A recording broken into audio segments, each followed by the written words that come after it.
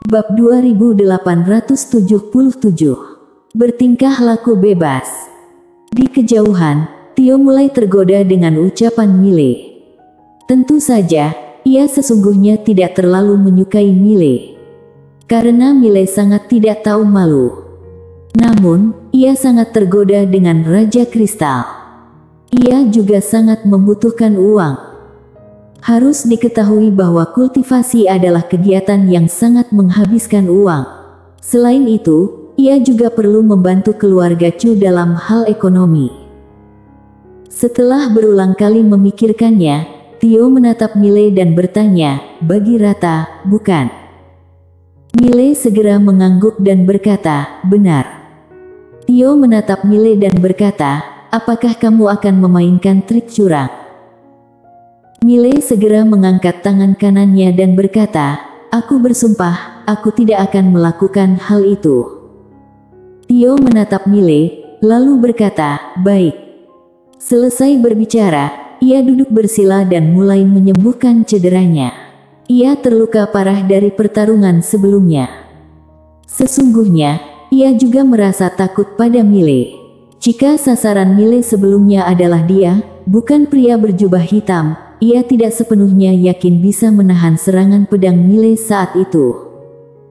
Karena serangan pedangnya itu sangat kuat dalam mengendalikan jiwa.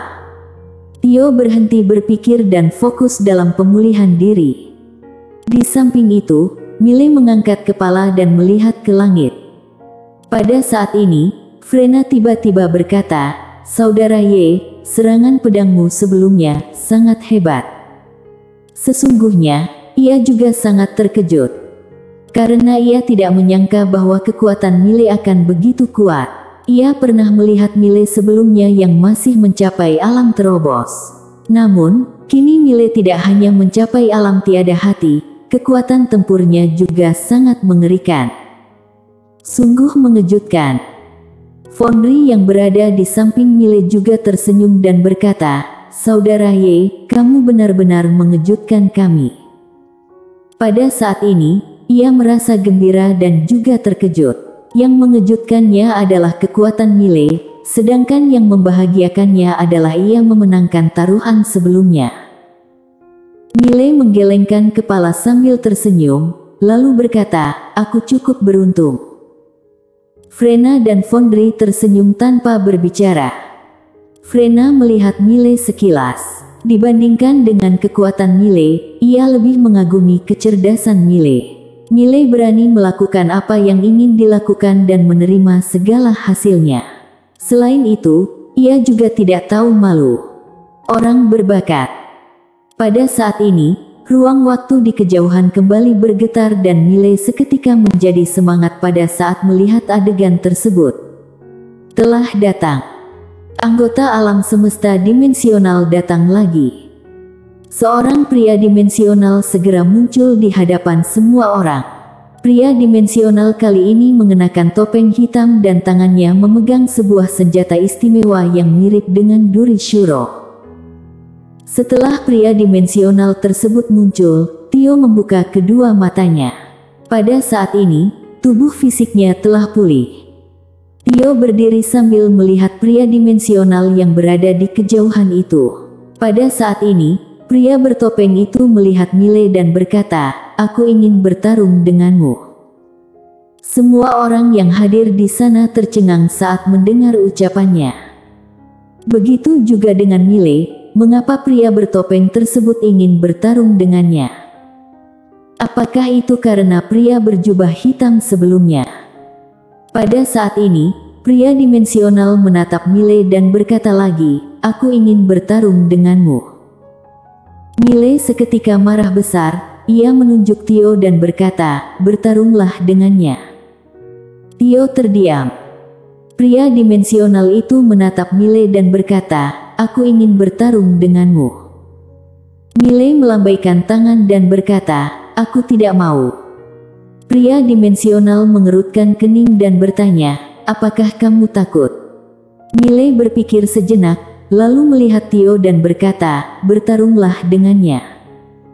Tio tidak berekspresi dan berkata, "Ia ingin bertarung denganmu." Mile terdiam. Pria dimensional berkata lagi, kultivator pedang, kamu ingin bertarung atau tidak? Mile berpikir sejenak, lalu berkata, apakah kamu yakin ingin bertarung denganku? Pria dimensional menatap Mile dan berkata, benar. Mile tersenyum dan berkata, baiklah. Maukah kamu melawan kami semua dengan kekuatan seorang diri? Semua orang terdiam. Pria dimensional terdiam beberapa saat, lalu berkata, tidak. Aku hanya ingin bertarung denganmu. Mile terdiam. Oh, tidak. Mereka tidak memamerkan kehebatan diri lagi. Mereka hanya ingin bertarung dengannya. Baiklah. Mile berjalan menghampiri pria dimensional. Pria dimensional itu menatap Mile dengan tatapan tenang. Pada saat ini, kekuatan pedang langit tiba-tiba keluar dari tubuh Mile. Brak. Momentum pedang tersebut seketika menghampiri pria dimensional. Pada saat yang hampir bersamaan, Mile langsung melarikan diri dari alam semesta saat ini. Tidak hanya itu, ia juga mengaktifkan kekuatan garis darah serta formasi teknik Tao dan formasi Tree Life dari pedang biru gaib. Jiwa pedang dunia muncul tanpa henti. Pedang terkuat. Ia mengerahkan seluruh kekuatannya dalam melakukan serangan pedang ini. Ia tidak ingin seperti pertarungan antara Tio dengan super jenius klan dimensional, yang saling bertarung satu sama lain dan menghabiskan banyak waktu. Ia langsung menggunakan jurus terkuat.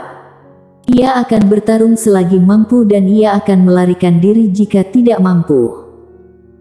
Saat Mile mengeluarkan pedang tersebut, ekspresi semua orang yang hadir di sana seketika berubah drastis. Pria dimensional yang menghadapi Mile juga terkejut. Pada detik ini, ia tidak lagi meremehkan Mile. Ia melangkah maju ke depan, lalu membalikkan tangan kanannya dan sebuah segel hitam muncul dari telapak tangannya. Setelah itu, segel hitam tersebut tiba-tiba bergetar hebat dan cahaya-cahaya hitam yang mengerikan muncul dari dalamnya. Pada saat yang sama juga terdengar suara raungan yang tajam dan menusuk telinga. Pada saat ini, pedang Mile telah tiba. Brak. Seiring dengan bergemanya suara ledakan, alam semesta yang telah diperbaiki seketika hancur lagi. Di bawah tatapan semua orang, pria dimensional itu mundur sejauh jutaan feet beserta segelnya. Bahkan keluar dari penglihatan semua orang.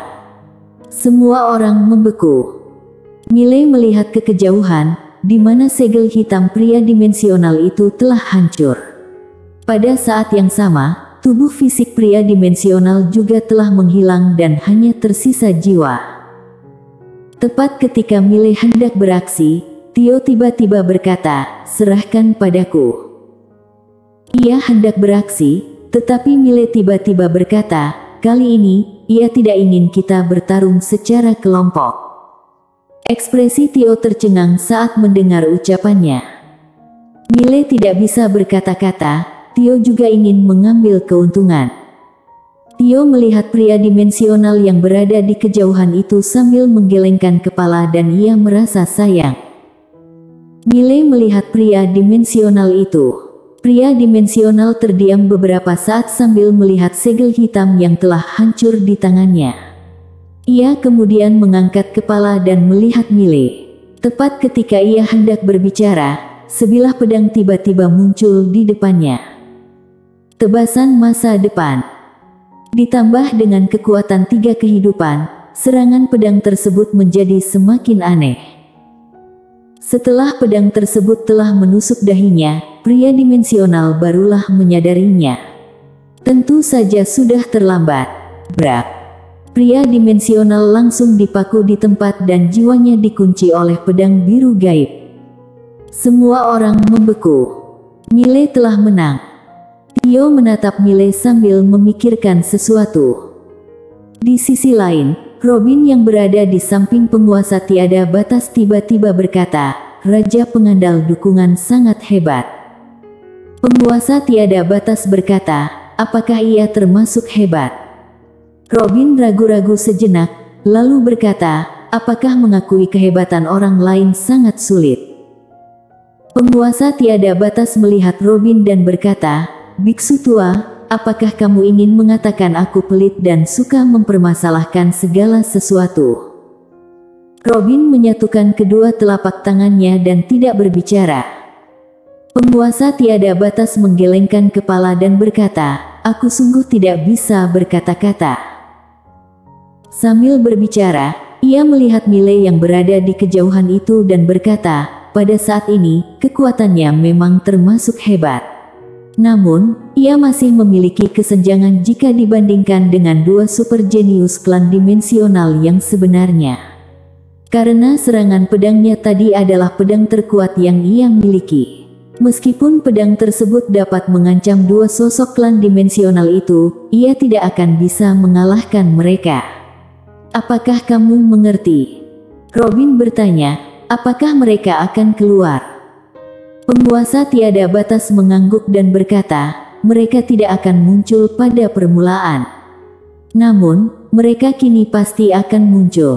Anggota alam semesta dimensional telah kalah berturut-turut. Jika mereka tetap tidak memunculkan diri, bukankah alam semesta dimensional akan kehilangan martabat? Robin melihat Miley yang berada di kejauhan itu dan berkata, semoga Raja Pengandal Dukungan dapat selamat dari malapetaka. Penguasa tiada batas menatap Robin dan berkata, biksu tua, apakah kamu terlalu banyak mempelajari Dharma sehingga menjadi tidak waras? Apakah kamu sedang mengkhawatirkan Raja Pengandal Dukungan? Robin berkata dengan sungguh-sungguh, Raja Pengandal Dukungan kini mewakilkan alam semesta paralel. Penguasa tiada batas berkata, alam semesta paralel. Kamu benar-benar pandai mencari alasan. Robin menyatukan kedua telapak tangannya dan tidak berbicara lagi. Di kejauhan, saat melihat pria dimensional yang dipaku oleh pedangnya, Miley merentangkan telapak tangannya dan cincin penyimpanan yang dibawa pria dimensional itu terbang ke tangannya. Ia melihat isi cincin tersebut sambil tersenyum. Ia kemudian melihat pria dimensional dan berkata, minta anggota keluargamu untuk datang menyelamatkanmu. Tentu saja, kamu boleh bunuh diri jika merasa malu. Aku tidak akan melarangmu. Pria bertopeng menatap Miley dan berkata, apa nama serangan pedangmu sebelumnya? Aku merasakan banyak kekuatan yang berbeda-beda. Miley berekspresi tenang dan berkata, jangan menanyakan hal-hal yang tidak berarti untuk saat ini. Minta anggota keluargamu untuk datang dengan membawa uang. Pria bertopeng itu terdiam beberapa saat, lalu berkata, berapa banyak yang kamu inginkan? Miley tersenyum dan berkata, 200.000 Raja Kristal. Dia menggandakannya secara langsung. Awalnya, ia mengira bahwa pria bertopeng akan tawar-menawar dengannya. Namun, ia tidak menduga bahwa pria bertopeng akan langsung berkata, baik. Miley tercengang ketika mendengar ucapan pria bertopeng. Ia ragu-ragu sejenak, lalu bertanya, apakah Raja Kristal adalah barang yang sangat biasa bagi kalian? Pria bertopeng menatap Miley dan berkata, tidak seperti itu. Miley seketika berekspresi muram. Oh, tidak. Alam semesta dimensional pasti masih memiliki kristal dimensional dengan tingkatan yang lebih tinggi. Pada saat ini, pria bertopeng itu merentangkan telapak tangannya. Ruang hampa di atas telapak tangannya bergetar dan sebuah cincin dimensional segera muncul di telapak tangannya. Ia menatap Miley dan cincin penyimpanan itu perlahan melayang ke depan Miley. Miley menyimpan cincin penyimpanan itu. Meskipun mendapatkan 200.000 Raja Kristal secara langsung, ia tetap tidak merasa senang. Karena permintaannya terlalu sedikit. Ia seharusnya meminta Raja Kristal sebanyak 1 juta. Pada saat ini, pria dimensional itu tiba-tiba bertanya, apakah aku sudah boleh pergi? Miley melihat pria dimensional itu dan berkata, pergilah. Mile merentangkan telapak tangannya dan pedang biru gaib kembali ke tangannya. Mile berbalik badan dan pergi. Pada saat ini, pria dimensional itu tiba-tiba berkata, "Apa namamu?" Mile berbalik badan dan melihat pria dimensional itu. Ia tersenyum dan berkata, "Ada apa? Apakah kamu ingin membalas dendam padaku?" Pria dimensional berekspresi tenang dan berkata, "Aku hanya bertanya." Mile tersenyum dan berkata, "Aku adalah seorang kultivator pedang. Menurutmu, siapakah aku?" Pria dimensional menatap Mile dan berkata, "Berdasarkan penyelidikan kami, klan Lone memiliki anggota yang bernama Martius. Jadi, kamu adalah Martius. Apakah itu benar?" Mile tertawa dan berkata, "Hal ini tidak berkaitan dengan klan Lone. Jika ingin membalas dendam, datanglah padaku, jangan mendatangi klan Lone." Pria dimensional melihat Mile dan berkata, "Jangan khawatir, alam semesta dimensional masih memiliki harga diri. Kami pasti akan mendatangimu." Mile terdiam. "Oh, tidak. Kalian boleh bertingkah laku bebas. Balas dendam pada klan Lone saja. Jangan merasa sungkan." Bersambung.